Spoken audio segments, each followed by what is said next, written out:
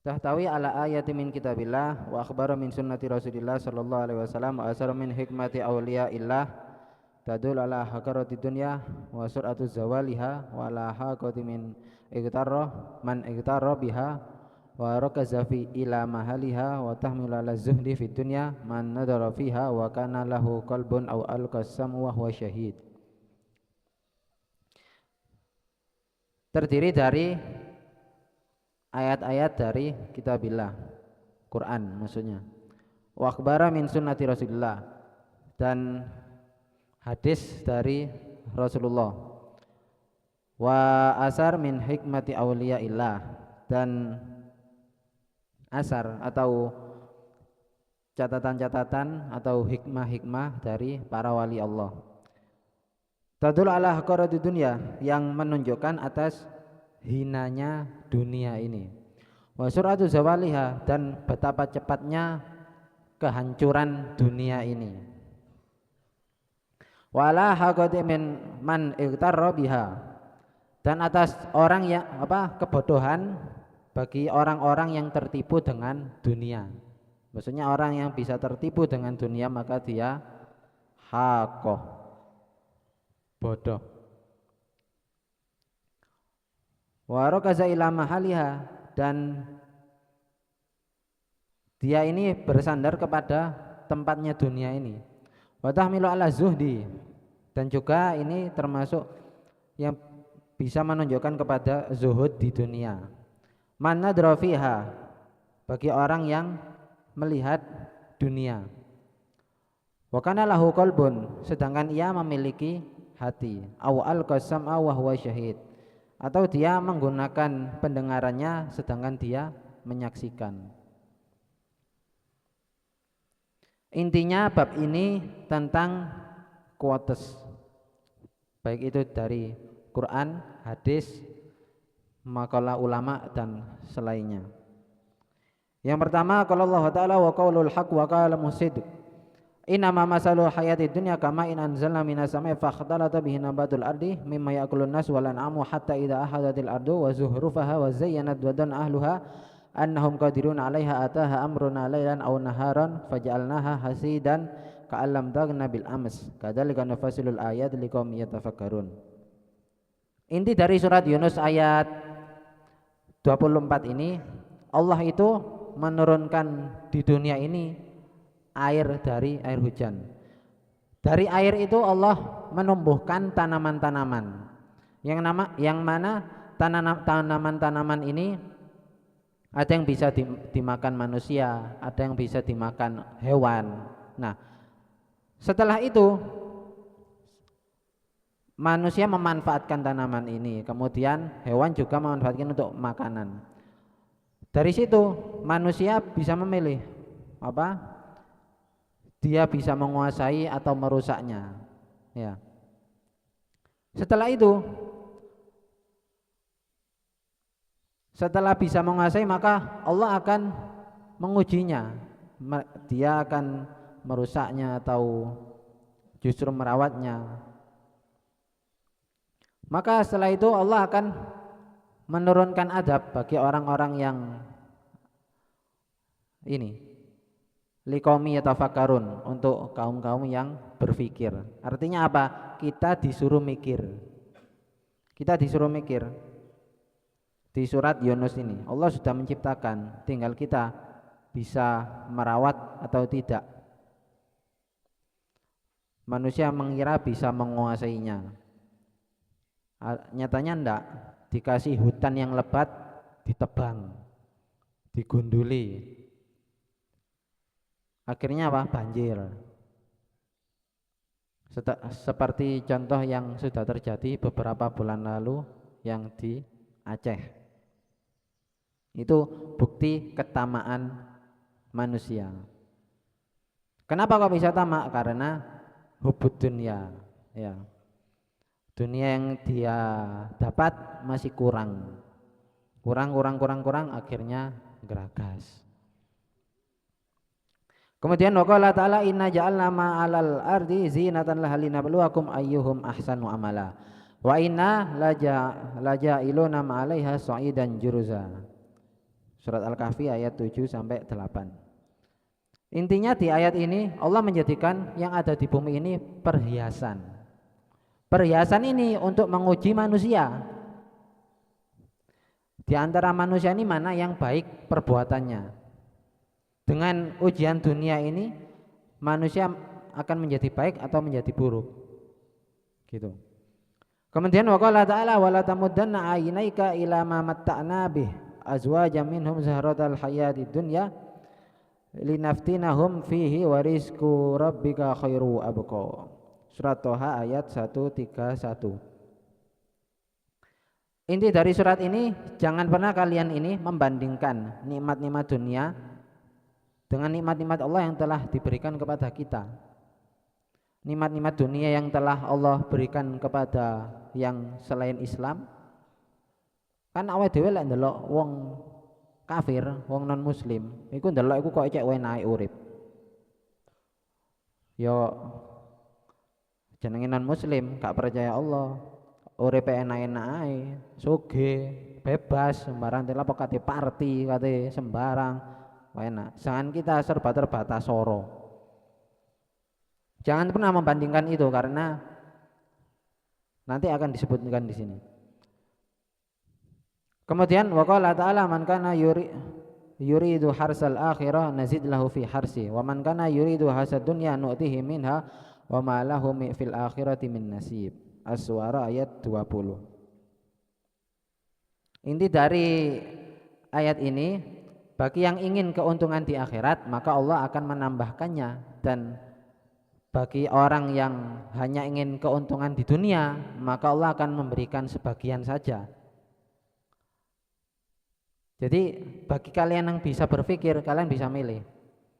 Allah di sini menyebutkan yang ingin keuntungan di akhirat maka Allah akan menambahkannya. Sebagaimana yang beberapa waktu lalu kita bahas, bagi siapa yang ingin berbisnis dengan Allah maka Allah akan membalasnya berkali-kali lipat. Sedangkan yang ingin berbisnis dengan manusia, apalagi tentang dunia, maka yang didapatkan hanyalah rasa kecewa, karena berharap kepada manusia itu sia-sia. Berharap kepada Allah. Wa qala ta'ala ilamu annamal hayatud dunya laibu wa lahu wazinatun wa tafakhurun bainakum wa takasurun fil amwali wal aulad. Kama sali ghaisin ajabal kuffara nabatu summa yahiju fatarahu musfarran summa yakunu khutama. Wa fil akhirati adabun syadid wa maghfiratun minallahi wa ridwan. Wa mal hayatud dunya illa mataul ghurur. Di ayat ini surat Al-Hadid ayat 20. I'lamu, ketahuilah bahwasanya kehidupan di dunia ini ibarat sebuah permainan. Ibarat sebuah game. Urip di dunia iki koyo game. Ana sing menang, ana sing kalah. Lek sing kalah gak baleni maneh sampai menang ya game over. Lek wis game over nang di neraka. Ana wong urip pertama gagal nyobak maneh, gagal sampai menang, sampai dadi raja. Ya mlebu surga.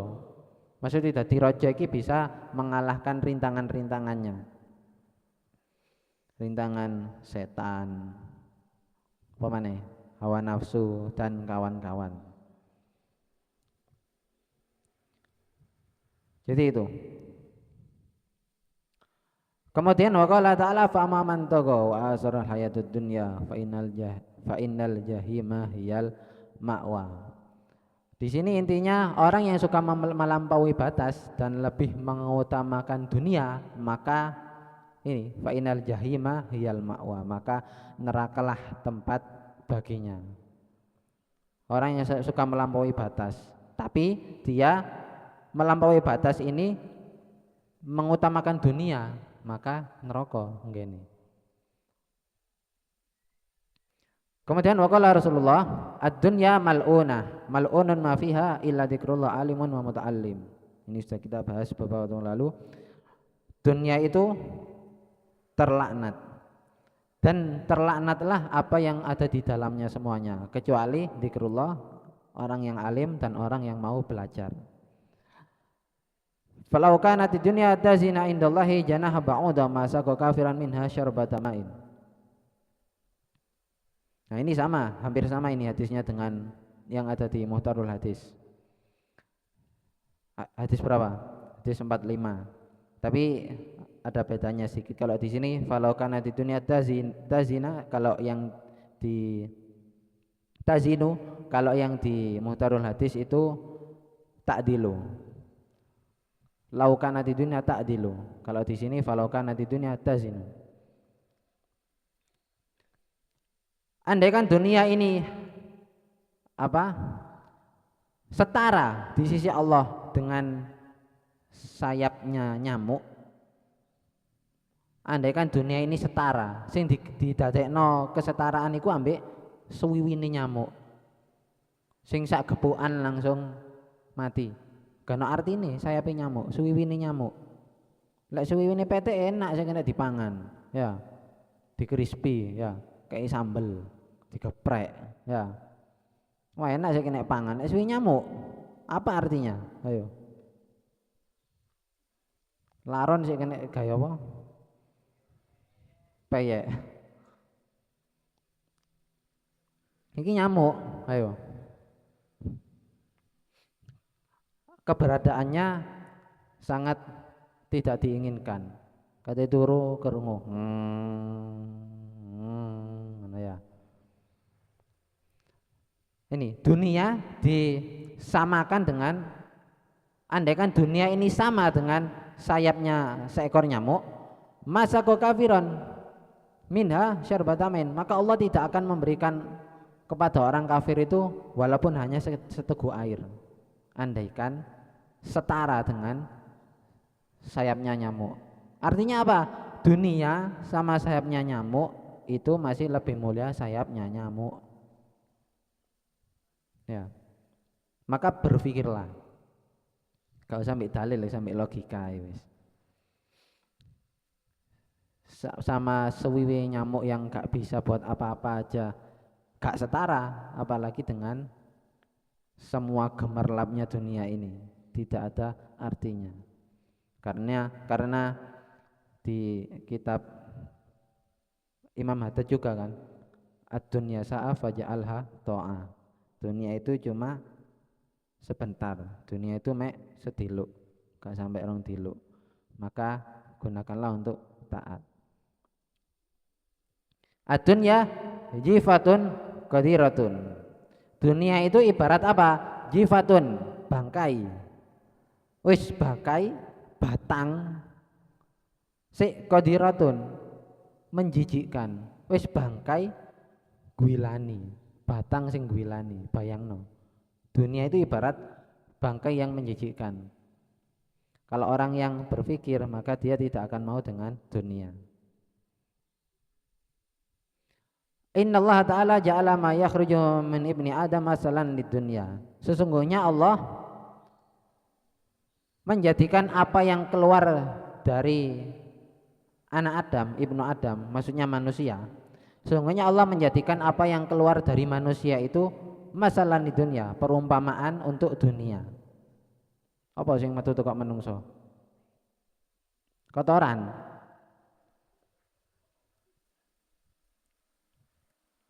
Itu ibarat seperti dunia. Artinya dunia sama dengan kotoran. Ya. Makanya jangan terlalu sama dunia. Karena ini Allah menjadikan yang keluar dari manusia itu seperti dunia.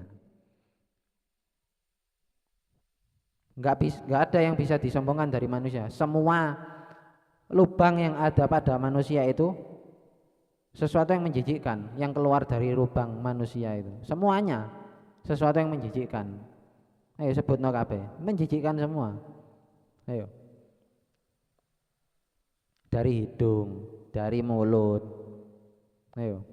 Dari mata, keteken. Hah? Dari kuping. Jangankan lubang, lipatan-lipatan badan aja wis ngilani. Tempat berkumpulnya bolot. Ya. Lipatan-lipatan manusia itu ya. tempat berkumpulnya bolot. Yaiku dunia, ya. Madunya fil akhirah illa mislu ma yudi ahadukum asabahu fil yammi fayanduru bima da yarji. Dunia itu jika dibandingkan fil akhirah dengan akhirat itu seperti apa? Mislu ma yadau ahadukum asabahu fil yammi. Ibarat kalian iki meletakkan satu jari kalian dilebokno nang kali fil yami ke sungai fayanduru bima dayarji, maka lihatlah ketika driji ki mang dicelupno nang banyu nang kali kemudian angkatan yaiku dunia jemek mek titik suwe-suwe ilang yaiku dunia jika diibaratkan dengan akhirat. Sementara air yang ada di sungai itu akhirat. Jadi ibarat dunia itu seperti itu. Betapa tidak berartinya. Ya. Jadi dunia akhirat jika dibandingkan ibarat kalian mencelupkan satu tangan kalian ke sungai, kemudian angkat, otomatis kan ada air yang ikut. Tapi cuma sedikit, yaiku dunia. Titik dijanot rada suwe, wis diluk ae, wis garing. Yaiku dunia. Itu dunia. La yadunna kullu ahadin yaumal qiyamah annama ata minad dunya kana kutan. Kelak kullu ahadin, setiap seseorang itu di hari kiamat annama utiya minad dunya kana kutan. Akan diberi dari dunia itu hanya makanan pokoknya saja. Kan iku lek di dunia mek kei makanan pokok. Artinya apa lek ndek kene dikei nasi. Mek kei makanan pokok, apa wis gak usah akeh-akeh. Gak usah akeh-akeh. Jadi di hari kiamat iku awakmu dikei dari dunia iku mek makanan pokok tok, gak dikei apa-apa wis. Tapi mek dikei makanan pokok yaitu beras. Tapi gawe PT lek beras. Kalau kita nasinya ya. Siapa yang manganan beras ini? Ono spesies e. Inna baina aidikum uqbatun kaudan la yajuzuha illal mukhifun. Sesungguhnya di hadapan kalian itu ada tanjakan yang tajam, uqbatun kaudan. Tanjakan yang tajam. Di setiap manusia itu di hadapan kalian itu ada tanjakan yang tajam. Ya. La yajuzu illal mukhifun. Maka la yajuzu tidak ada yang bisa melewatinya illal mukhifun kecuali orang-orang yang ringan. Maksud daripada orang-orang yang ringan ini bukan sing cilik terus krempeng kan apa-apa yang bukan seperti itu. Ini ada tulisannya. Wa qala rajul, dan berkata seseorang, hal ana minal mukhiffin ya Rasulullah, apakah saya termasuk orang-orang yang ringan wahai Rasulullah? Faqal hal indaka qutan yaumik. Rasulullah menjawab, apakah kamu mempunyai makanan pokok hari ini? Rasulullah tanya, apakah kamu mempunyai makanan pokok hari ini? Artinya kalau di zaman Rasulullah kan makanan pokoknya gandum atau kurma. Apa awakmu duwe gandum dina iki, gawe dina iki? Apa awakmu duwe kurma gawe dina iki tok? Qala, maka pria itu tadi menjawab, "Na'am, ya." Qala, maka Rasulullah menjawab lagi, "Indaka qutan godan?" Apakah kamu punya makanan pokok untuk besok? Gawe meneh, beras atau gandum atau kurma buat besok, apakah kamu punya? Qal, maka pria tadi menjawab, la, gak duwe. Faqala Rasulullah, laukana indaka qutan godan lam takun minal mukhifin. Andaikan kamu mempunyai makanan pokok buat besok, maka kamu dikategorikan bukan termasuk orang-orang yang ringan itu tadi. Paham dari sini? Jadi orang-orang yang mukhifun ini yang bisa melewati tanjakan yang tajam ini, rintangan-rintangan yang ada di dunia, rintangan-rintangan kehidupan yang ada di dunia. Itu yang bisa melewati hanya orang-orang yang ringan. Nah, orang-orang yang ringan ini maksudnya yang mana? Yang mempunyai makanan pokok buat hari ini saja. Sing besok, sing meneh apa jari meneh. Ya. Kayak kewan-kewan itu gak tahu menimbun makanan, Dek. Ya, burung mencari makan yang buat hari ini saja. Buat besok, ya golek maneh meneh. Menini maneh, ya golek menini maneh. Buat hari ini saja, cukup hari ini gitu. Gak usah ngoyo-ngoyo. Karena rezeki sudah tertakar, tidak akan tertukar. Jadi itu orang yang mukhifin itu adalah orang yang mengumpulkan dunia secukupnya saja, gak usah akeh-akeh. Kalau zaman sekarang kan enggak. Oh iki kena gawe meneh iki. Asline kate dikekno nang tanggane. Oh iki kena gawe meneh iki dalan kulkase. Sehingga ada ulama mengatakan orang yang punya kulkas itu dikategorikan apa? Orang yang medit. Atau ada beberapa ulama juga yang menghindari kulkas. Karena apa? Lek duwe kulkas pasti panganan itu disimpan. Kena gawe meneh, kena gawe meneh. Jadi seperti itu. Daripada disodakono, wis kena gawe meneh simpen ae. Ternyata lali sampai sak minggu kate dipangan maneh wis dadi watu wisan. Akhirnya gak dipangan, dibuang. Ya. Kena gawe meneh, kena gawe meneh, kena gawe meneh. Jadi itu. Tapi jangan disalahartikan wong ndek kulkas berarti orang cerek ngono. Bin medit, bin bakhil, bukan. Lek wonge ndek kulkas gawe dodolan. Intinya jangan disalahartikan. Maksudnya itu tadi, orang yang punya kulkas itu yang apa? Punya makanan mau daripada disimpan lebih baik masih layak disedekahkan, dikekno tanggane, kekno dulure. Iki rek ngono, sapa kancane ta apa? Iki aku ndek panganan PN jogoken ngono. Jadi seperti itu. Wa qala alaihi salatu wasalam, dan Nabi juga bersabda, ad-dunya hilwatun hadiratun. Dunia itu manis dan hijau. Dunia itu manis dan hijau. Wa innallaha mustakhlafakum fiha fanadirun kaifa ta'lamun. Dan Allah, sesungguhnya Allah yang lebih berkuasa atas dunia ini. Fanadirun kaifa ta'lamun, maka perhatikanlah bagaimana dan apa yang kalian perbuat atas dunia ini. Dunia yang manis dan hijau ini. Fattaqud dunya wattaqun nisa. Berhati-hatilah terhadap dunia dan berhati-hatilah, waspadailah nisa, perempuan. Hati-hati bagi kaum-kaum laki-laki ini. Karena apa? Di Quran juga disebutkan di surat Yusuf. Surat Yusuf ayat 28, potongan ayatnya, inna kaidakunna azim.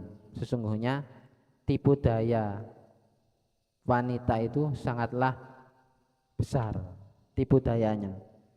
Asal usulnya seperti apa? Karena itu saat itu Nabi Yusuf difitnah oleh seorang ratu. Saat itu Nabi Yusuf berada berduaan dengan ratu. Sing ratu iki karep, sing Nabi Yusuf gak karep. Otomatis karena yang namanya nabi maksum, gak mungkin maksiat. Akhirnya apa? Yang si ratu tadi gak bisa menahan hasratnya, dipaksa Nabi Yusuf, dipaksa gak gelem. Akhirnya singkat cerita Nabi Yusuf sampai bisa keluar dari kamar itu, tapi sama sing wedok iki mang digandoli kelamine sampai suwek kelamine sing mburi iku. Akhirnya pas metu langsung ketemon rojone ambek pengawale. Singkat ceritanya. Akhirnya setelah ketahuan seperti ini, sing wedok gak gelem ngakoni, akhirnya apa? Playing victim, lek bahasane playing victim. Apa playing victim itu?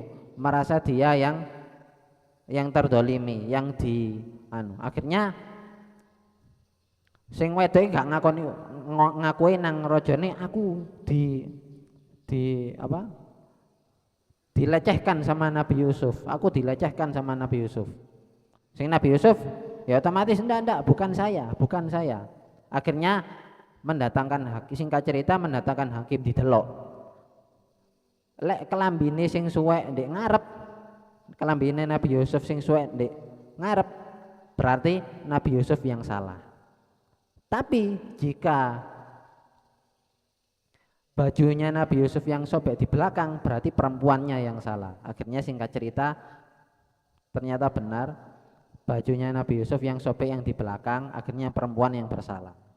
Di situ juga ada yang bersaksi, bayi rek sik cilik iku iso ngomong. Akhirnya makanya ada beberapa bayi yang bisa berbicara, itu salah satunya itu bayi yang memberi kesaksian untuk Nabi Yusuf. Cara akal gak mungkin bayi iso ngomong, ya. Jadi itu balik lagi nang gini. Waspadailah perempuan, karena tipu daya perempuan itu sangatlah besar, ya. Wong lanang wani nekat demi perempuan, ya. Tapi untuk kalian sementara ini berjuanglah demi ibu kalian, ya. Gak usah sopo-sopo, ya.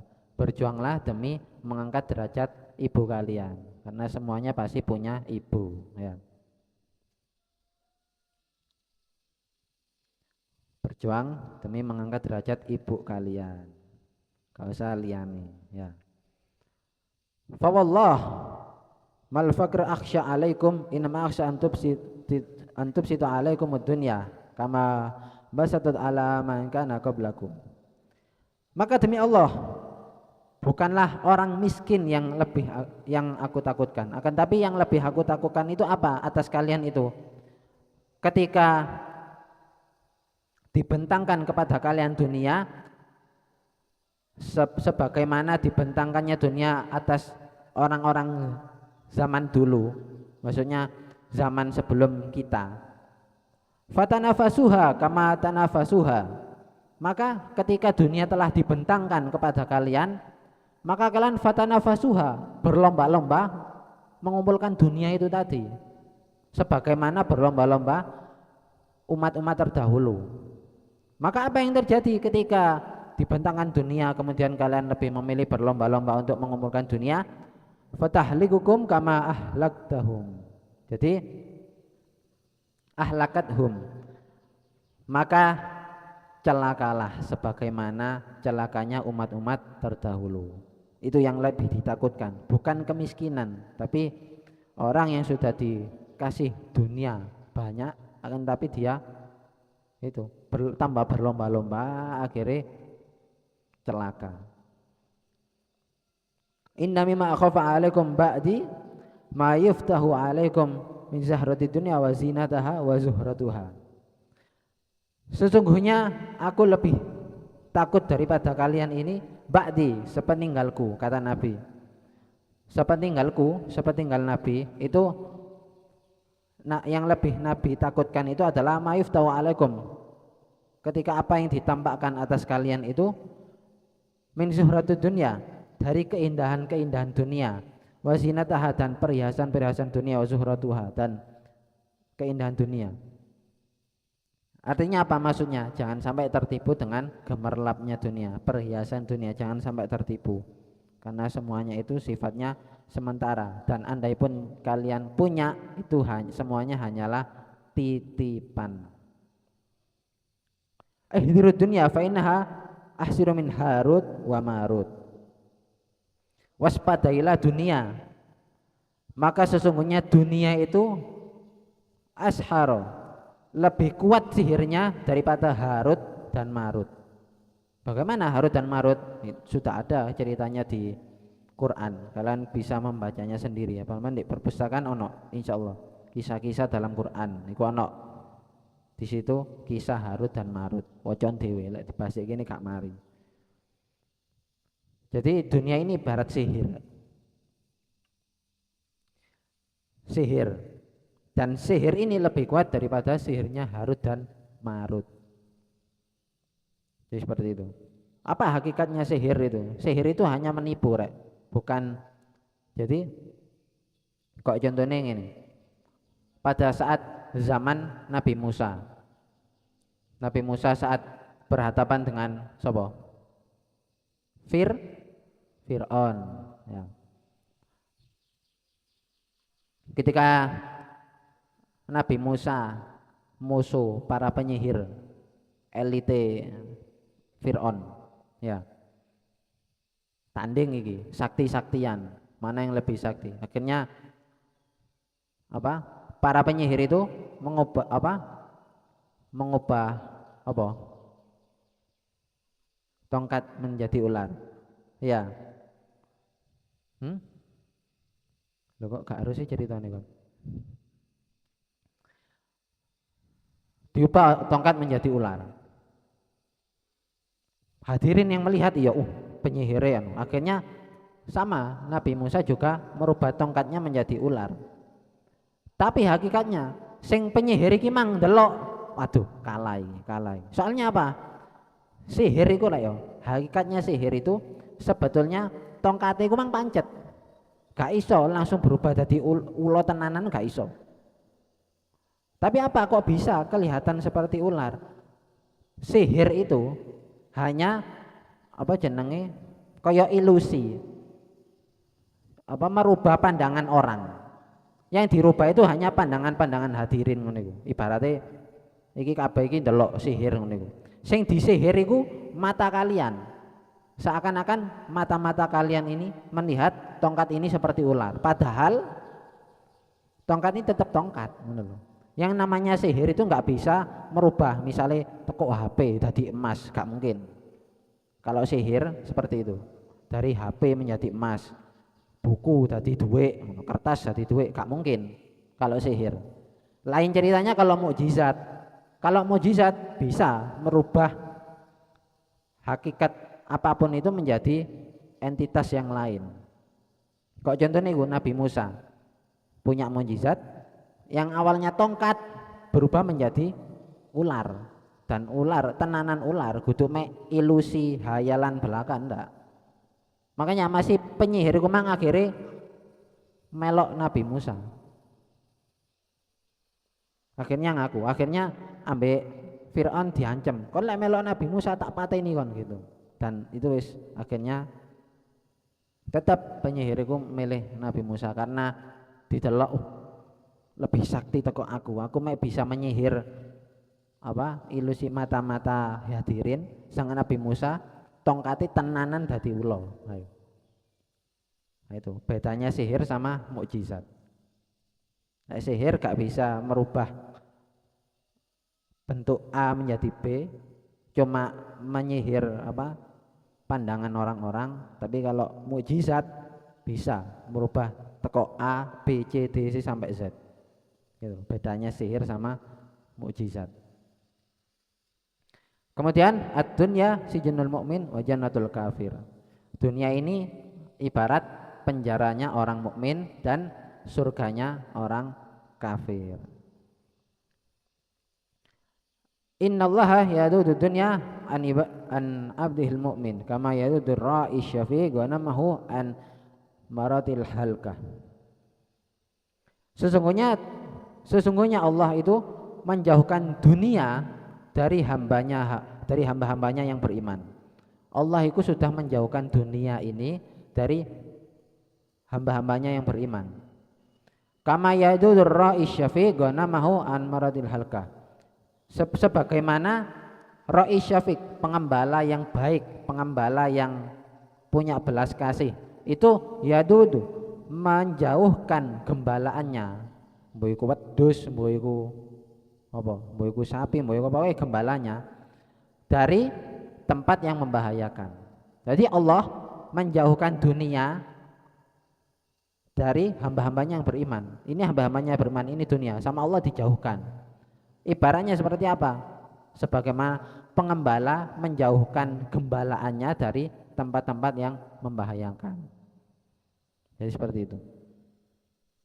Dambun la yughfaru hubbud dunya. Dosa termasuk dosa yang tidak diampuni itu apa? Hubbud dunya. Cinta dunia. Di sini juga disebutkan di sini di fasal-fasal sebelumnya. Hubbud dunya ra'su kulli khati'ah. Cinta dunia pangkal daripada segala kejelekan. Man ahabba akhiratahu aduru bi dunyah wa man ahabba dunyah aduru bi akhirati fa asaru ma yabqa ala ma yafna. Barang siapa yang lebih mencintai akhiratnya dan menjauhi dunianya, itu yang bagus. Dan barang siapa yang mencintai dunianya akan tapi menjauhi akhiratnya, maka itu yang bahaya. Maka pilihlah kon wis duwe akal, waras, gak gendeng ya, gak kurang jangkep akale, maka utamakan akhirat daripada dunia. Fa asaru mayab ko ala maefna, maka asaru utamakanlah apa yang kekal daripada apa yang akan binasa. Kan apa dunia sing kon eman-eman, duit disimpan, apa tahunan akhirnya pas dibuka duitnya dipangan rayap. Ya. Pemane? Bojo sing wayu sing dieman-eman. Suwe-suwe tuwek. Ya. Jadi itu. Kemudian murratud dunya hilwatul akhirah wa hilwatud dunya murratul akhirah. Pahitnya dunia itu adalah manisnya akhirat. Dan manisnya dunia itu adalah pahitnya akhirat. Jadi di dunia iki tuwukno pahit, tuwukno soro, maka kalian akan merasakan manisnya akhirat. Tapi lek kalian di dunia iki merasakan manis-manisnya dunia tok, senengane party, rene rono party ngopi sampai bengi, wae subuhne ilang, ya. Gak witiran, budal ngaku witiran, ternyata ngopi di alun-alun, ya. Misale iki ono arek koyo ngono misale. Tarung golek nyemat mercon di alun-alun. Ku contohnya, aja sampai kayak ngono. Jadi di dunia tuwukno pahit. Sing gelek pahit, engko lek ngrasakno tambah pahit biasa. Ya. Ibarat kayak kopi, lek kopi musik legi berarti kurang lanang. Tapi lek kopimu pahit, iku sing semakin sehat kon lanang. Barang siapa yang bisa menikmati pahitnya kopi, maka dia sungguh telah menikmati dunia. Ya. Kopi pahit itu sing sehat, kudu kopi legi, kopi kok legi. Iya. Ngejake ngopi ternyata pesene susu. Ayo ngopi rek, ternyata pesen guduk kopi, pesen coklat anget, pesen jeruk. Pamite ngopi, ngejake ngopi. Jadi itu, di dunia sering-seringlah merasakan pahitnya dunia ini, hingga suatu saat nanti kita akan merasakan manisnya akhirat. Bayangno kon, merasakan manisnya akhirat, kate mlebu surga sik didulang air dari tangannya Nabi, diambilkan dari telaga Kausar. Kon kate mlebu surga sik didulang ambek Nabi, ombeno telaga Kausar dari tangannya Nabi, bayangno nikmate ya apa. Nah. Bayangno rek wis iku tiada tara.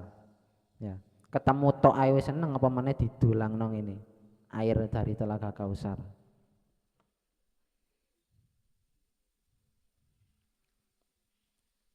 Jadi itu. Wa alam bisawab.